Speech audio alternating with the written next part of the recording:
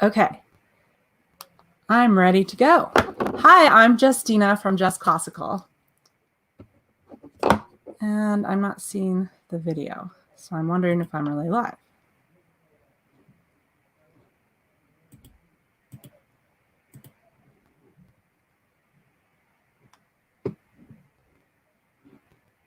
Okay, well, it says I'm live, so I'm going to go. I don't see myself, and I didn't announce that I was coming on, but I'm here. So tonight, I'm going to talk to you about how to get started with decluttering. So I'm Justina from Just Classical, and I am a homeschooling mom of 3 and a course creator. And since I am a musician, my signature course is called The Composer Detective. It's a music appreciation course for homeschool families. And I'll talk about that more later this week in other Facebook Lives.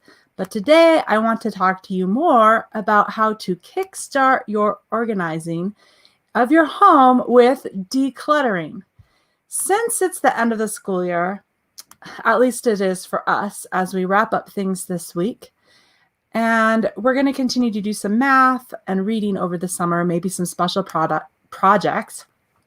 But things have slowed down enough that it's time for me to start my annual decluttering and reclaim my home organization after the law of entropy has brought my home to chaos over the school year. Yes, I have systems in place to keep things clean, but the papers stack up, we acquire more books and toys and gadgets, and busy seasons keep me from going through things right away, so clutter happens. So the first tip I'm going to give you is I have a free Homeschool Moms 5-day decluttering challenge. So sign up for it and get all my best tips and the worksheets that will help you think through all your decluttering decisions. So look in the link that I included in the description and join my Homeschool Moms 5-day decluttering challenge. This week you could do it, and you'll receive an email a day with the worksheets you need as we focus in on a few areas like the homeschool area, the kids' bedrooms, and the kitchen.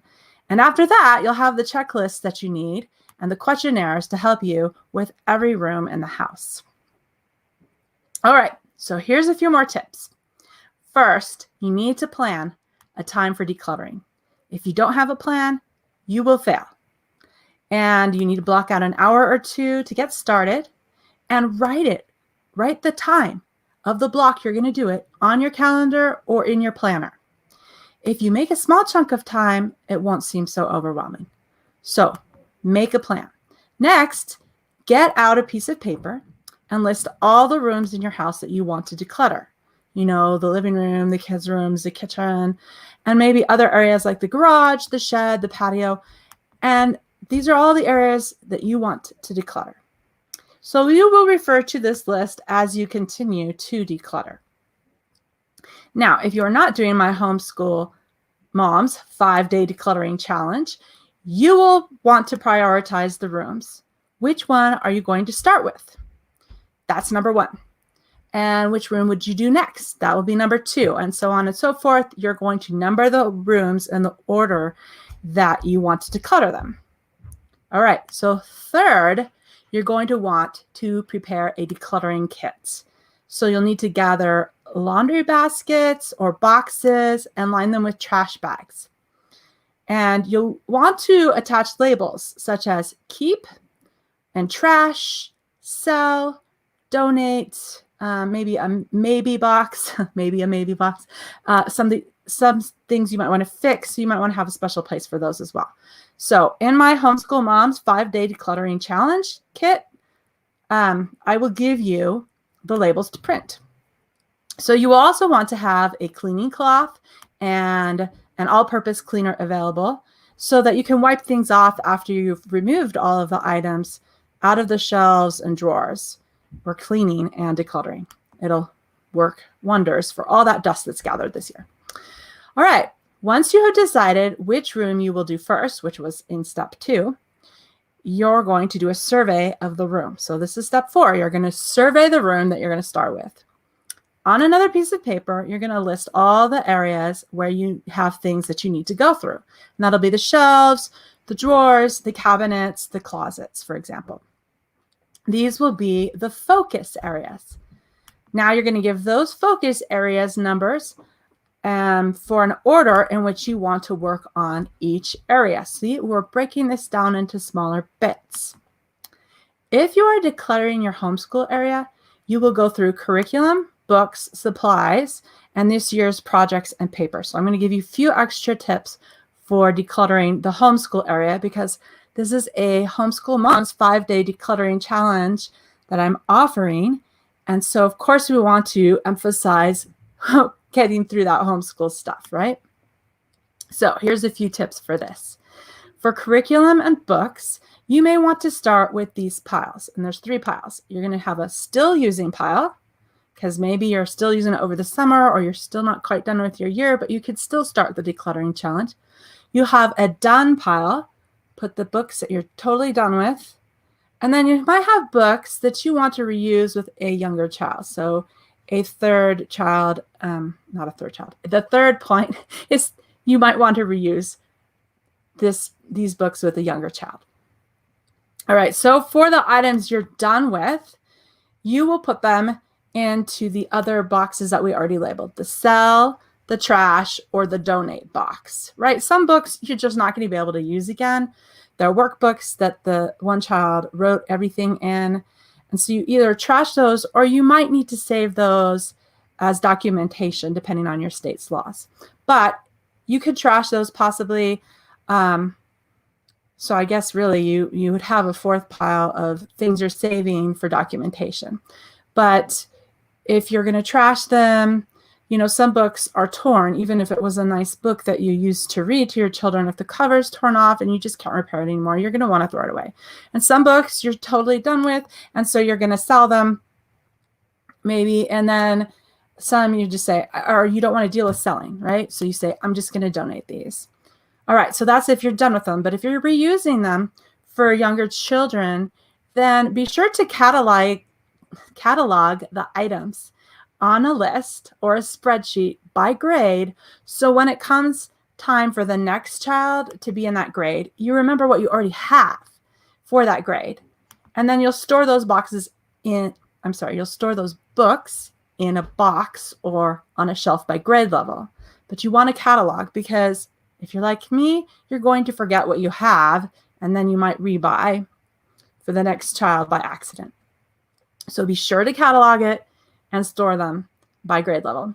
All right, once you have a pile of books to sell, if you want to go the selling route, then you want to take pictures of the books right away. It's great, we have our phones, right? Just take pictures of the books and then plan a time to list them. It's really easy to list them in a Facebook group, like a used curriculum group.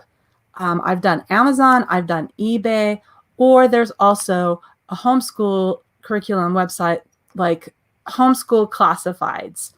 If you just type in Homeschool Classifieds on the internet, you'll come up to homeschoolclassifieds.com and you can list your curriculum there too. So put a time on the calendar now for when you'll list them. That is now when you are going through them. All right, you're also going to want to go through your supplies. So go through your pencils, your crayons, your markers, test them out. And throw away the ones that don't work, right? Pencils that have no erasers, broken crayons, markers that are dried up, and then throw away partially used coloring books and notebooks and broken 3-ring binders. Now, this is also a great time to organize supplies into bins or drawers with labels. So you can get a label maker, or you can just write it on a piece of tape and make labels for each bin or drawer. I have those plastic stacking drawers that I put a lot of things in, or I have those little dollar plastic containers to store things in. So you're going to want containers or drawers for scissors, tape, glue, pens, pencils, paints, markers, crayons, dry erase markers, stickers, staples and staplers, paper clips and clamps, rubber bands and fasteners. Those are just a few of the things you might want to have drawers or labels for. All right, now is also a good time to take an inventory of what you have and make a list on another piece of paper of what you already have, or you could do it on your phone on a special list for the purchase of school supplies at the school sales in July. If you know what you have now and what you need in the fall, it'll make it simpler when it's time to go shopping for all those supplies. And as you go through your school projects and your papers and your paintings and your drawings and all those papers that have built up over the year, if you didn't organize them well earlier, that's okay. We can do it now. So take pictures of the items for a portfolio for each child's grade level. If your state requires a portfolio, or if you're a mom who just wants to have the memories of some of those art projects, but not all the art projects, take pictures of them and organize the pictures into a little file. Also, you'll want to save the workbooks and lesson plans and checklists for each child if you need to for your homeschool laws in your state. A really great tip for that is to save your small boxes. So if you order curriculum, save the small boxes it comes in, and now that can be the place where you keep all of your workbooks and completed papers and things like that. So like those little Amazon boxes, and then you'll tape the box shut when you're done with putting all their papers and stuff in it, and you'll label it with your child's name, what grade they were in this year, and the school year. And you can store that for future audits or documentation. So I just have all these little boxes on my shelf with my kids' names, the year, and grade in case we get audited for homeschool laws. Okay, so that was just a few extra tips for homeschool decluttering. So at the end of your decluttering session, whatever area you decluttered, you're going to pull the liner bag out of the trash that you made, whether it was in a box or a laundry basket or just a trash can, right? And you're going to take that trash out to your trash can immediately. Throw it away. Get rid of it. And then you can put in a new liner for the next day's session of decluttering if you continue the days of decluttering. Then you also want to take your donate items from the box that was labeled donate, and you're going to put them in a box or a bag and stick those right into the trunk of your car so you can take it to the donation center at the end of the week. Or if you're like some of us homeschool moms who drive around for a month or so with stuff in the trunk, real convenient, right? But at least it's in the car and not in our house, so the junk is out of the way and eventually we'll get rid of it, right? It's all good. All right, so let's review. To get started decluttering, you want to, 1, plan a time for decluttering. 2, list the rooms in your house, prioritize. 3, prepare the decluttering kit. 4, survey the room that you're going to work on and list the focus areas and prioritize. And then 5, start with the first focus area. All right, so to get my checklists and my questionnaire for how to go through the items in your home, sign up for my Homeschool Moms 5-Day Decluttering Challenge. It's free. What are you waiting for? I also do have a few other resources to help you get organized so you can thrive as a homeschool mom. That's a big theme of mine. I want you to thrive as a homeschool mom, not just survive. So I have a homeschool planner called the Thriving at Home Homeschool Planner. And I have a whole course about getting your home organized called Thriving at Home School. So I will tell you more about those later this week, but I'm just telling you now that there's more than just the decluttering challenge if you really want to get organized and have a fresh start to next year, whether you're just starting out or things didn't go so well for you this year and you're a little burned out. My resources will really help you. So thank you so much for listening, and I will be back soon. So happy decluttering. Sign up for the decluttering challenge. Thank you.